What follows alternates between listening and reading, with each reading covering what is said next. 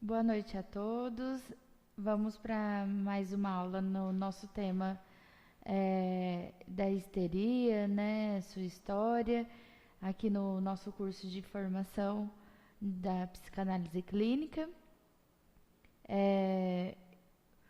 Na semana passada, a gente estava comentando sobre a histeria, como aconteceu, né?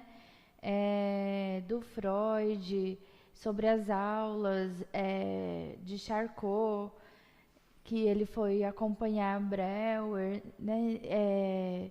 Nesse sentido que a gente estava caminhando na aula passada.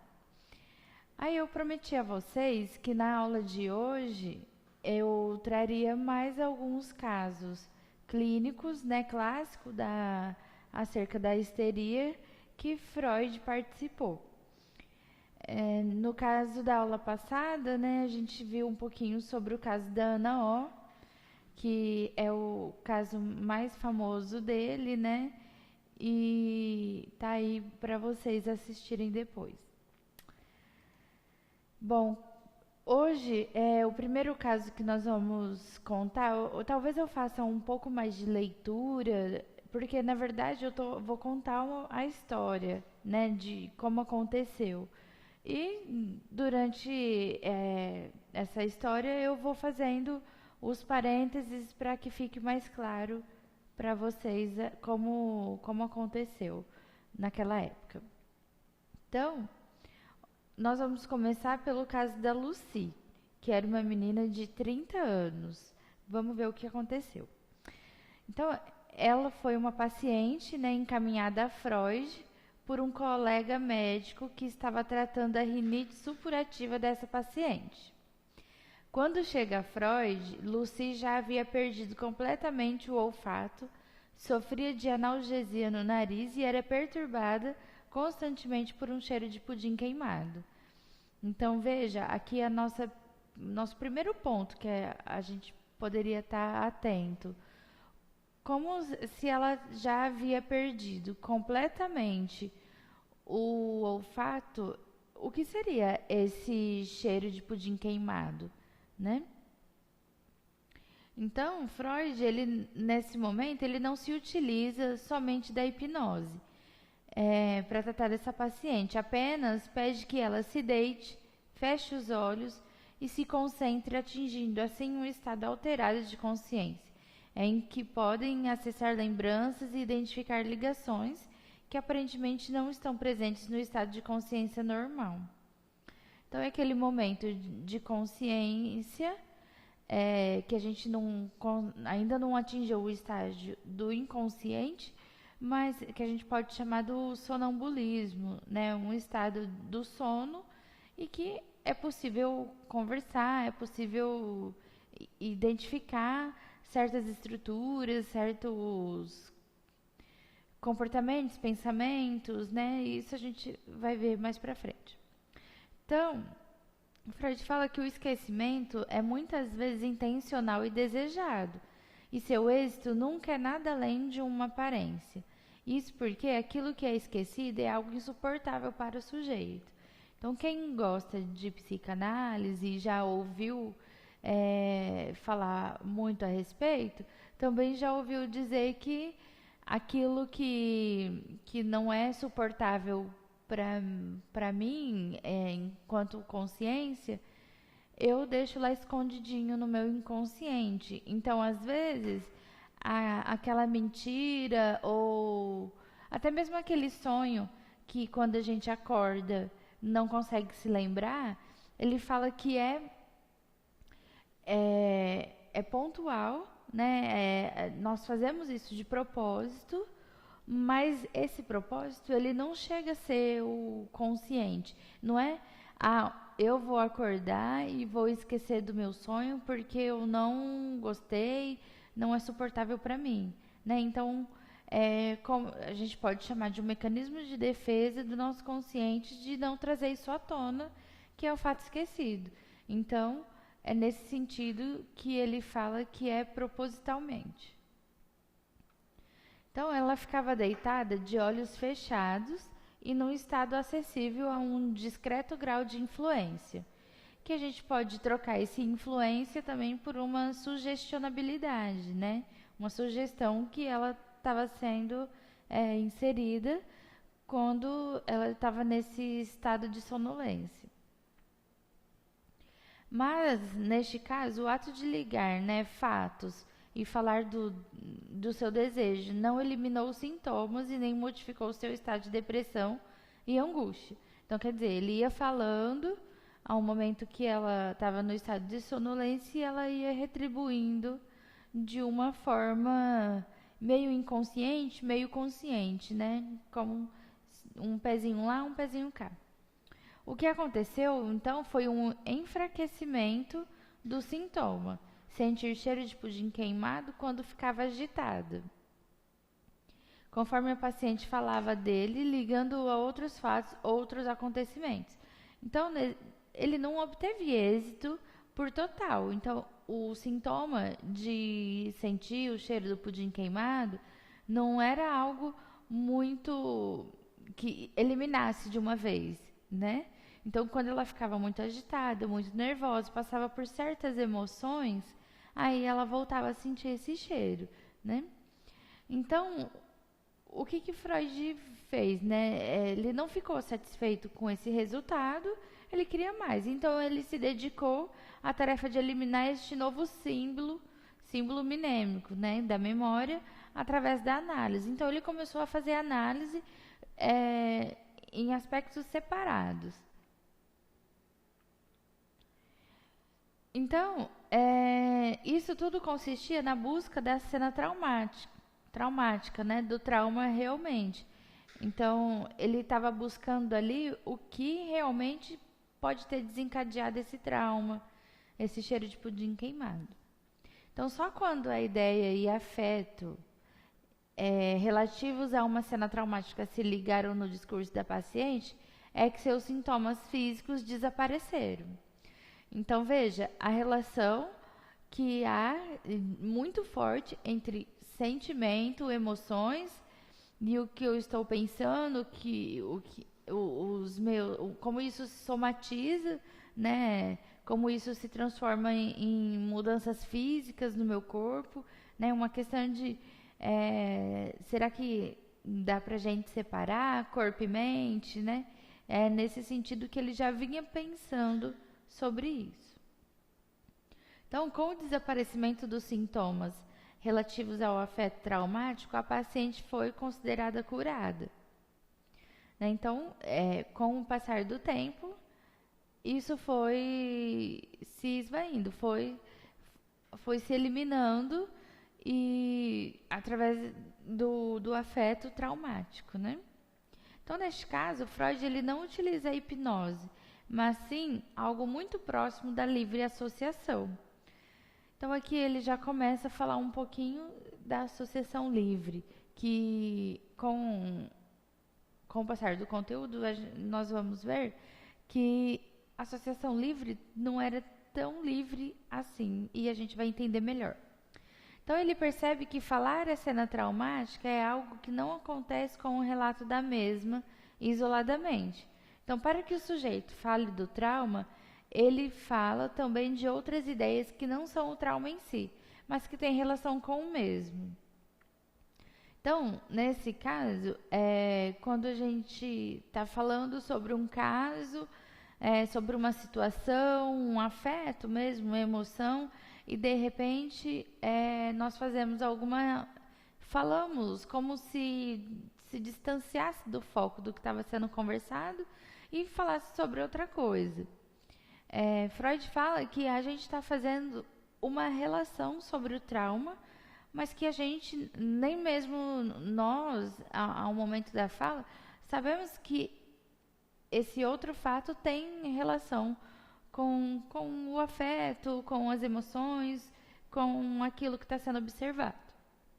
Então, Freud, ele pode teorizar esse caso, né, esse mecanismo de defesa, talvez, que é a associação livre, onde o que é dito pelo paciente não é livre, e sim determinado pelas ligações previamente estabelecidas no psiquismo do sujeito.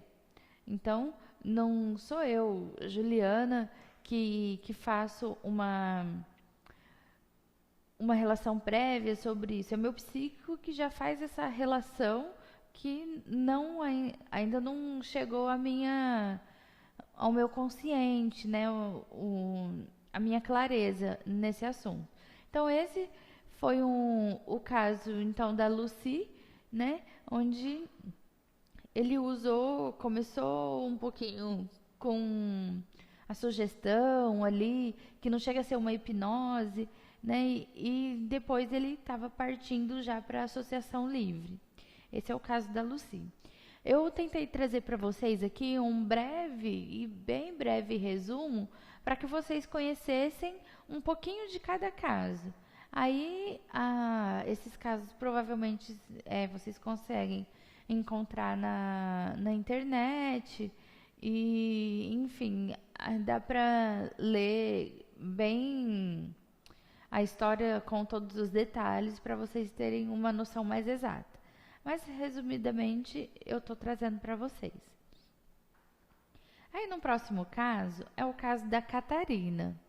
Então, como foi esse caso? Numa viagem de férias, né, que Freud estava, ele foi abordado pela Catarina, que fala dos seus sintomas de falta de ar e sufocação.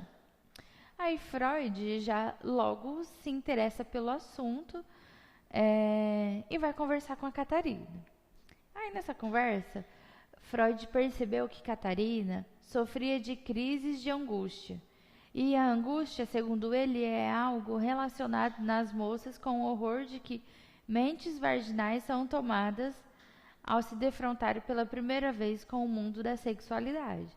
Então, para ele já era uma defesa ali acerca do mundo da sexualidade, como a forma como que ela lidou com essa novidade para ela. Então, Freud, né, partindo desse pensamento, dessa possibilidade, Freud ele fez uma intervenção, onde ele afirma para ela que talvez seus ataques tenham sido causados por algo que ela viu ou ouviu e que a constrangeu. Então, ela começa a relatar o que havia desencadeado o sintoma. Mas, neste ponto, Freud encontra uma resistência e não insiste. Após isso, apenas pede para a Catarina que relate o que seguiu o ocorrido. Então, quer dizer, ele não insiste e pede para que ela continue falando. Aí, Catarina logo abandonou o fio da meada, né, entre aspas, e começou a contar a Freud duas histórias mais antigas, relativas a 2 ou 3 anos antes da cena relatada anteriormente.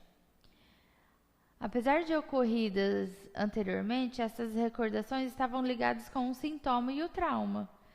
Então, aquelas prévias relações que o nosso psiquismo já vai fazendo para a gente.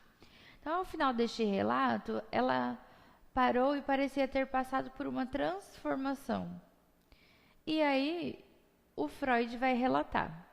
Ele fala assim: a última parte que me contaram numa forma aparentemente sem sentido proporcionou uma admirável explicação do seu comportamento na cena da descoberta. Naquela ocasião, ela carregava consigo 2 conjuntos de experiências de que se recordava, mas que não compreendia, e das quais não havia extraído nenhuma inferência.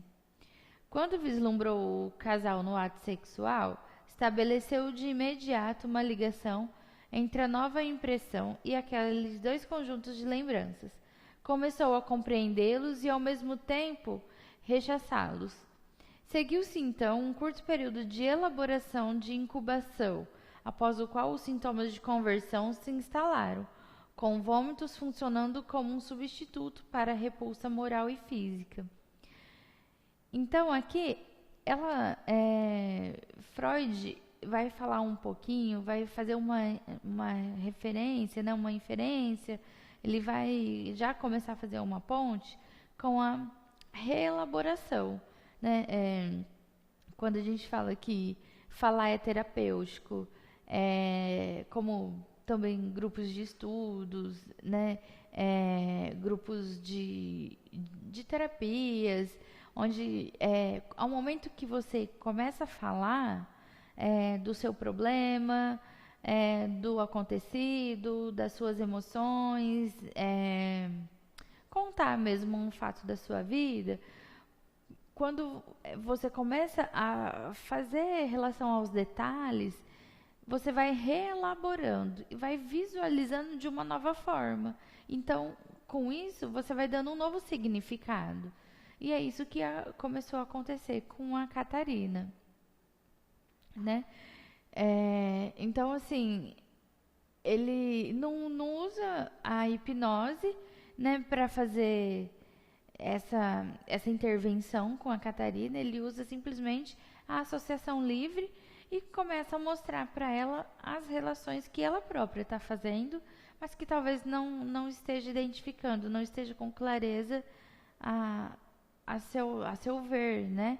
E aí Freud vai fazendo as relações e mostrando para ela, e aí e fala também sobre a sexualidade, né? Que está por trás dos sintomas histéricos. Então, ele vai ver essa grande interferência da sexualidade. É por isso que Freud fala muito sobre a sexualidade e sobre as influências do período da infância, né? Sobre isso. Aí no nosso próximo caso, é a Elizabeth. Bom, a Elizabeth foi utilizado com ela um método catártico, que conforme a paciente ia falando das suas aflições e relacionando com as dores no corpo, Freud passou a se basear nas dores para saber se uma determinada história relativa ao sintoma já se havia se esgotado. Se o sintoma não sumisse totalmente, seria porque a paciente não falara tudo. Então, ele fazia da forma como que ela falasse sobre as suas emoções, né? Esse era o método catártico. Então, do que ela estava sentindo, o que tinha simbolizado para ela, qual o significado. E se o sintoma não tivesse sumido após esse método catártico, então quer dizer que ainda tinha mais coisa para ela falar, além do que ela já tinha falado. Então, a carga afetiva é simbolizada e convertida para uma parte do corpo. É assim que entendia Freud, né? Que algo não muito bem resolvido desencadeava alguma mudança na estrutura física do corpo. Então, a fala podia ser a narrativa de uma cena traumática. A fala livre, sem conexões aparentes entre os assuntos. Fala sobre as dores no corpo relacionadas com as aflições afetivas. Ela tinha o efeito de alívio de angústias, de escoamento de afetos estrangulados, possibilidade de eliminação dos sintomas e de ressignificação da cena traumática. Então, veja o quão bem pode ir fazendo essa fala, né? Então,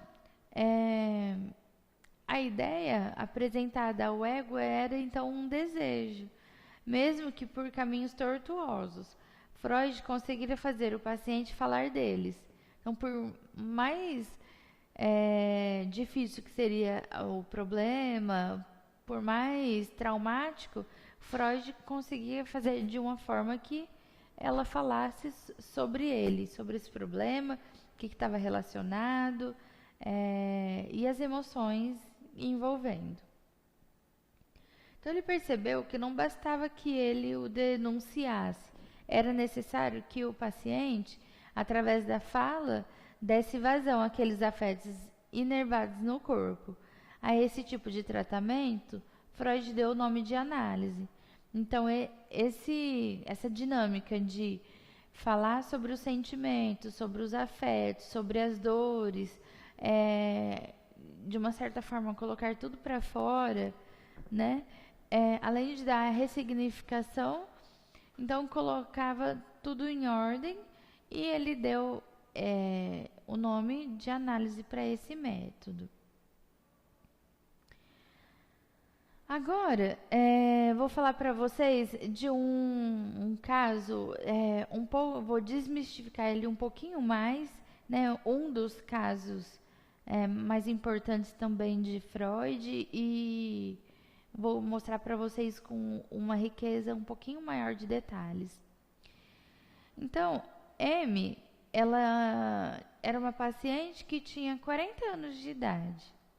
Então, quando ela foi tratada por Freud pela primeira vez, ela era a 13ª de 14 filhos, sendo que apenas 4 deles haviam sobrevivido até aquela época. A senhora M, ela recebeu educação cuidadosa sob a disciplina de uma mãe excessivamente rígida, enérgica e severa. Casou-se aos 23 anos com um homem rico, um grande industrial, que era muito mais velho. Só que o marido ele morreu de derrame cerebral após o nascimento da sua segunda filha. Então, ela era uma mulher de 40 anos e tinha um casamento, né? E por conta da filha recém-nascida, né? Ela não podia dar muita atenção para esse marido e ele faleceu por derrame. Já tinham passado mal outras vezes, mas não tinha causado maiores problemas e ele morreu, caiu morto, né, durante o café da manhã. Então foi uma morte súbita que esse fato a marcou muito e ela já começou. E foi pela ocasião da morte do marido, né, que ela começou a sentir os seus problemas. E como somente ela estava na presença do marido quando ele faleceu, teve esse mal súbito aí, os seus familiares, eles culpavam. Tendo as conversas, as pessoas falavam que ela havia envenenado o próprio marido, né? E isso a perturbou demais, esses boatos sobre a morte do marido. Ela reclamava e odiava a criança após a morte do marido e a culpava de não ter o ajudado e cuidado mais dele, uma vez que tinha necessidade de estar com o bebê. Então,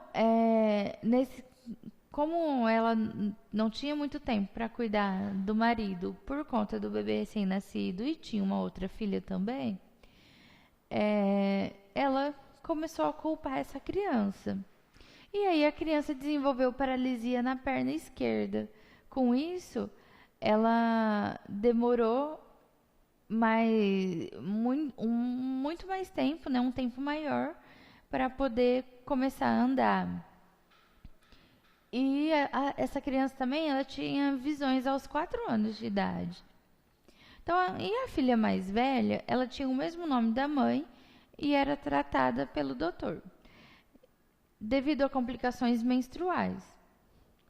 A filha já havia tido, como a mãe, câimbras no pescoço e ligeiros estados histéricos e sofrera de dores ao andar devido a uma retroversão do útero. Então, as filhas da senhora M, na época do tratamento, tinham 16 e 14 anos. E ela confessa que desde a época da morte do marido, ela vivia constantemente doente. Há 4 anos, ela melhorou muito com a realização de massagens combinadas a banho elétrico. Aí a senhora M começou a ser acompanhada por Freud. No primeiro dia de maio, sendo que ele aconselhou que ela fosse se restabelecer em uma casa de saúde e que não ficasse na companhia das filhas que eram acompanhadas por governantas. Então ele recomendou que ela fosse se internar para que ele pudesse cuidar dela de uma forma mais autêntica. E ele iria visitá-la regularmente para fazer as terapias, para fazer as análises. Então, Freud ele descreveu que a paciente apresentava a expressão tensa e penosa, pálpebras cerradas e olhos baixos com testa franzida e dobras nasolabiais acentuadas. A paciente apresentava dificuldade esporádica de fala, com interrupções espáticas com gagueira. Mantinha os dedos entrelaçados e apresentava movimentos convulsivos semelhantes a tiques que envolviam o rosto e os músculos do pescoço. Ela interrompia periodicamente as suas observações e fazia uma espécie de estalido com a boca. Ela se entortava toda, inclusive os dedos, e exclamava palavras com voz alterada, carregadas de angústias, tais como: fique quieto, não diga nada, não me toque. Todas essas alterações desapareciam subitamente da mesma maneira que começavam. E Freud utilizou o tratamento à base de banhos quentes, massagens 2 vezes ao dia e sugestão hipnótica. Então, percebem todas as características, né? Essas são as características que a Amy apresentava naquele momento. Então, estálidos com a boca, toda torta, dedos entrelaçados, tiques, né? Repulsão no tipo de convulsão, toda trêmula. Então, tinha todas essas características. Aí Freud, pelo método da sugestão de hipnose, ele conseguiu saber algumas informações sobre a paciente. Então, nas suas visitas regularmente, ele fazia também a hipnose para conseguir chegar na cena traumática, né? Para conseguir identificar o que desencadeou de verdade todas essas reações físicas no corpo dela. Então, Freud conseguiu induzir a melhora de alguns sintomas e temores apresentados pela paciente. E aí nós fazemos aqui as principais observações sobre o comportamento da senhora M.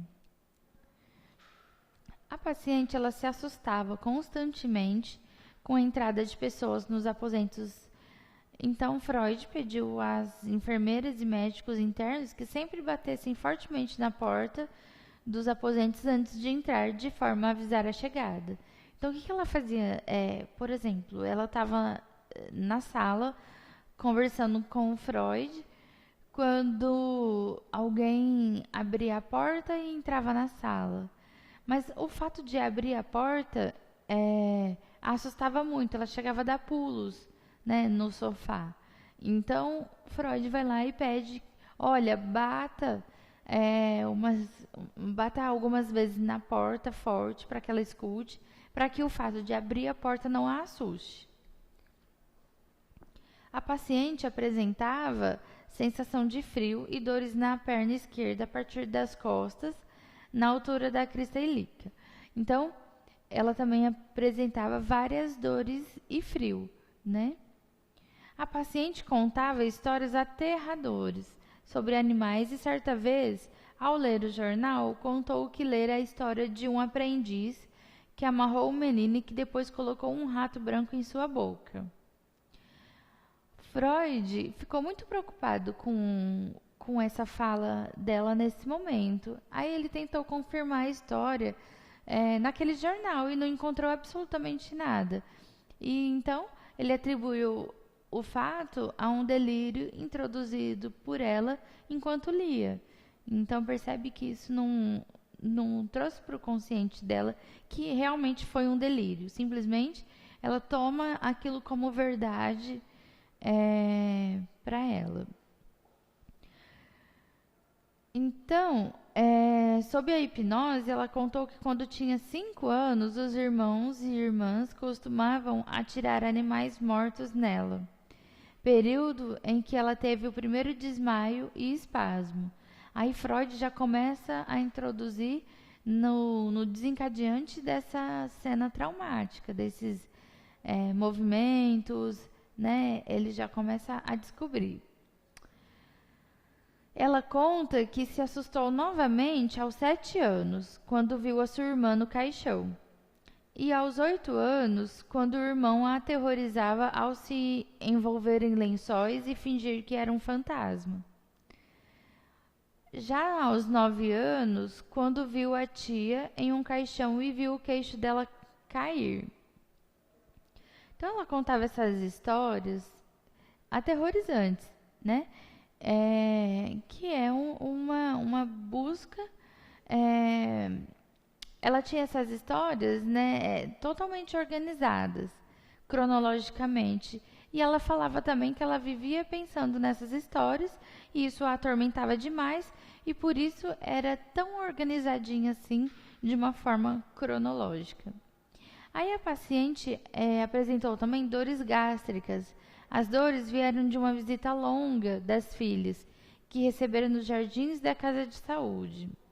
Então, preocupado com isso, Freud então recomendou visitas mais curtas para as filhas, até que ele conseguisse identificar o causador disso.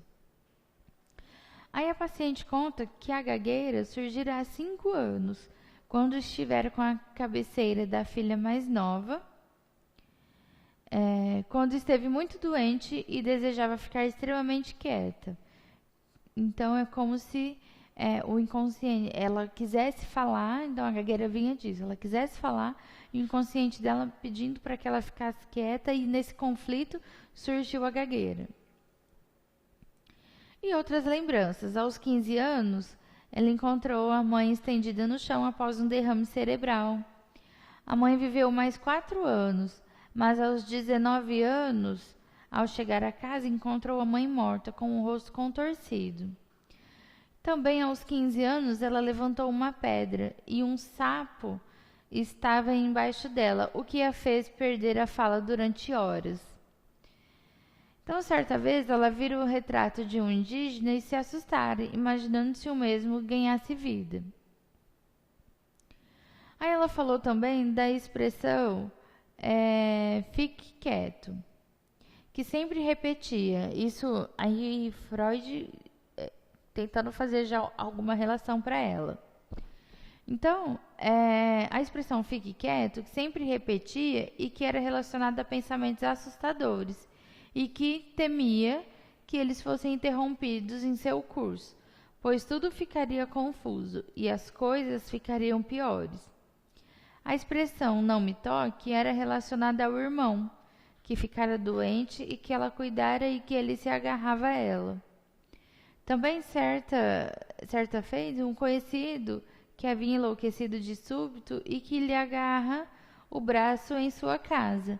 Outro episódio aos 28 anos, quando sua filha estava doente e se agarrava a ela com força, quase a sufocando. Olha quantas relações ela estava fazendo com acerca de cada mudança física no seu corpo, né? Ela contou também a história de que estava passeando de carruagem com as filhas e quando um raio havia caído em cima de uma árvore bem na frente dos cavalos. Ela ligou este fato também ao início da gagueira. A última perturbação importante foi o fato de ter ouvido um interno perguntando a um senhor no jardim se ele se sentia capaz de enfrentar a cirurgia, e isso ocorreu na frente da sua esposa. Aí Freud conseguia tirar muitos desses sentimentos aterrorizantes com a hipnose e com ela conseguia induzir a melhoria de alguns sintomas.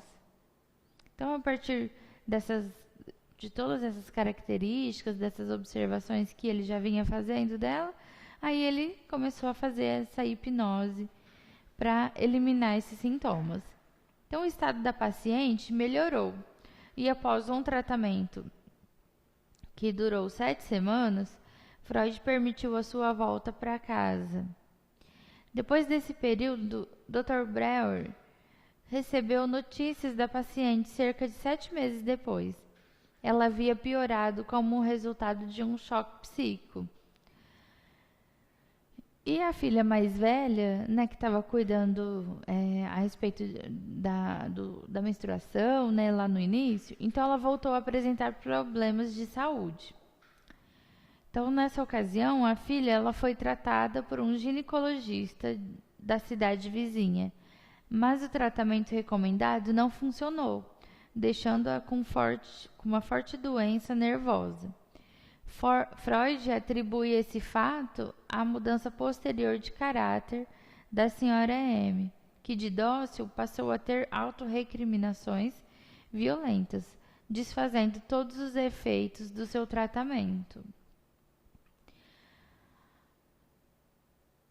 Aí, nesse momento, ela tenta o tratamento com outro médico, né? Mas que não tem a mesma eficácia e a transferência não é tão aceitável, não faz uma boa transferência.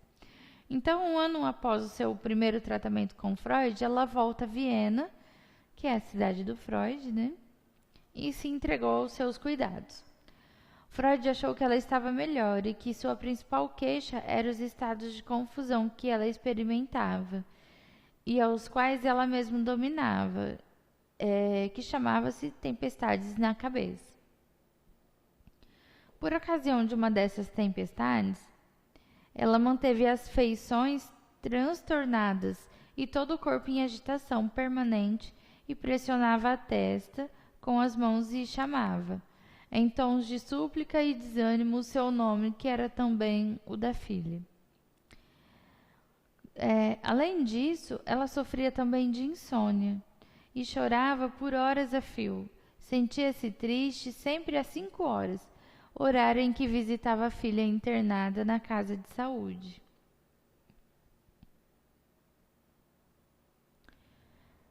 Ao final da sua estadia, Freud achou que ela também estava bem melhor. E ao final da sua estada, a visitou e viu ela estava jogando comida embrulhada em papel alumínio no jardim.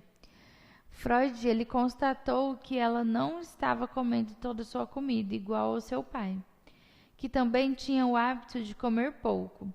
Outro aspecto é que só suportava beber líquidos espessos, como café, chocolate ou leite, e que ela achava que beber água comum ou mineral lhe perturbava a digestão. Sinais aos quais ele atribuiu a uma escolha neurótica. Freud lhe persuadiu a comer melhor, fato que foi obedecido. Aí, depois dessa época, Freud reviu a senhora M em uma visita à sua propriedade, época que a filha mais velha ela entrou em fase de desenvolvimento anormal e tornou-se desobediente e até violenta com a mãe. Então, com relação à senhora M, ela estava mais gorda, mais saudável e tinha sinais visíveis de melhora, mas formulou queixas sobre lacunas de memória. Então, veja que Freud conseguiu uma boa melhora, né, nesse método. E Freud, no verão de 1893, ele recebeu um bilhete dela, pedindo-lhe permissão para ser hipnotizada por outro médico, permissão que lhe foi concedida. Depois desse período que ela estava por análise com outro médico, Freud voltou a ter notícias dela 25 anos depois, ao ser abordado pela filha mais velha, quando buscava obter laudo mental da mãe relativo à época de seu tratamento, com a finalidade de mover um processo judicial juntamente com a irmã contra a senhora M, que resistia a liberar qualquer tipo de ajuda econômica para elas. Então, o conflito que sempre existiu ainda permanecia. Assim como as câimbras, acontecimentos aflitivos ou qualquer coisa que a fizesse recordar com intensidade, qualquer de seus traumas, levavam a um estado de delírio, né? Então, isso poderia ser encarado como uma situação de confusão alucinatória. E Freud, ele, desde muito cedo, percebeu que era preciso ressignificar a lembrança insuportável traumática, o que seria dar a ela um novo sentido, o que permite que ela se torne consciente e não cause mais sintomas ou padecimentos psíquicos. Então, a receitinha de bolo, né, que ele diria nesse caso é a ressignificação daquela lembrança insuportável, né? Então, o fato de falar sobre ela nos dá a chance de ressignificar, de reelaborar, né, melhor esse fato. Então, deixo para vocês aqui como um último adendo, né, uma citação do Freud, onde ele fala: o relato do caso esclarece suficientemente a maneira como o trabalho terapêutico foi conduzido. Como é prática na psicoterapia hipnótica, lutei contra as representações patológicas da paciente, por meio de garantias e proibições, e apresentando toda espécie de representações opostas. Mas não me contentei com isto. Investiguei a gênese dos sintomas individuais, a fim de poder combater as premissas sobre as quais se erguiam as representações patológicas. No curso dessa análise, costumava acontecer que a paciente expressava verbalmente, com a mais violenta agitação, assuntos cujo afeto associado até então só se manifestara como uma expressão de emoção. Esses foram os casos, então, que eu trouxe para vocês, né? Acerca da histeria, da hipnose, da associação livre. Eu espero que tenha ficado claro para todos vocês a questão de que a hipnose pela associação livre, né, não é uma associação tão livre assim, que a gente precisa estar atento para identificar as pontes que há nisso, fazer as referências, as inferências que estão ali mostrado para nós que somos capacitados para avaliar esse tipo de noção, né? Algo que a olho nu e para leigos estão ali de uma forma jogadas ao vento. Não sei por que eu disse isso, se não tem relação nenhuma com o que a gente está falando. Então, hoje na aula passada, nós aprendemos que tudo tem relação. Pode não estar no nosso consciente, mas inconscientemente, o nosso aparelho psíquico, ele está fazendo todas essas prévias relações para que no futuro para que no futuro a gente possa ressignificar, reelaborar de uma forma que possa contribuir para as nossas emoções. Por hoje é isso. Uma boa noite para todos vocês e qualquer dúvida me mandem e-mail. O e-mail é juliananogueira.psi@hotmail.com. E até a próxima semana. Boa noite.